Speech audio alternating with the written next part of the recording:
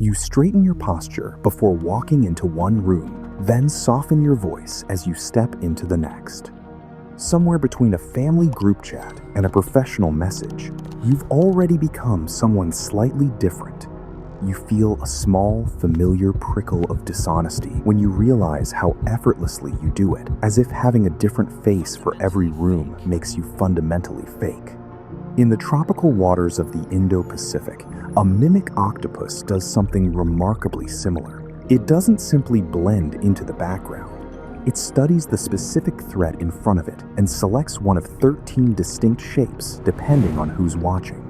It flattens itself into a flatfish when a damselfish approaches, or mimics a sea snake to drive away a territorial predator. Without even noticing it, you slip into a version of yourself that seems to belong in the room. Not because you lack a real self, but because you've become incredibly good at sensing what each situation requires to keep you safe. Sometimes you catch yourself laughing a little too hard at your boss's joke, or nodding along with an opinion you don't actually believe, and a quiet wave of self-loathing follows. Marine biologists have noticed that when a predator appears too suddenly, the mimic octopus can get caught halfway through a transformation, stranded on open sand, with its skin suspended between two entirely different creatures. That hesitation isn't a failure of identity. It's a survival system buying itself a fraction of a second to decide which version has the best chance of making it through. In much the same way, you aren't being deceitful when your personality shifts between your family home, your workplace, and a night with old friends.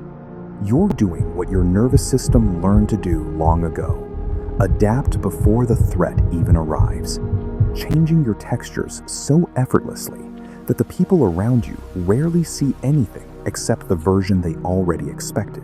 Sociologist Erving Goffman described this idea in a different way. He suggested that identity isn't a solid core we carry around, but a series of performances we give for different audiences. A front stage where we wear the mask, and a backstage where we finally let it fall away. The danger was never that we play these roles. The danger is spending so much of our lives on the front stage that we eventually forget what our own face feels like when there's no audience left. For a mimic octopus, constantly changing shape comes at a cost. Every disguise demands energy, and an animal that spends its day shifting from one identity to another is visibly exhausted by nightfall. The same is true for us. That deep exhaustion you feel after a day of being around people isn't just physical. It's the cost of hundreds of tiny invisible adjustments you barely noticed yourself making. Every smile you forced, every opinion you softened, every instinct you swallowed just to move through the room without creating friction. You're not exhausted because you're weak. You're exhausted because your brain has been making hundreds of tiny survival decisions that nobody else could see. Over time, you've become the version of yourself that could survive the people who shaped you. The critical parent, the demanding supervisor, the judgmental peer group. And that's the part most people never realize. The identity you've spent years calling your true self might actually be a remarkably efficient threat response system that simply forgot it was ever allowed to switch itself off. Then the room grows quiet, the conversations end, the door closes behind you. For the first time all day, there's nobody left to impress, protect yourself from, or perform for. You don't have to choose a shape anymore. You can let the textures flatten.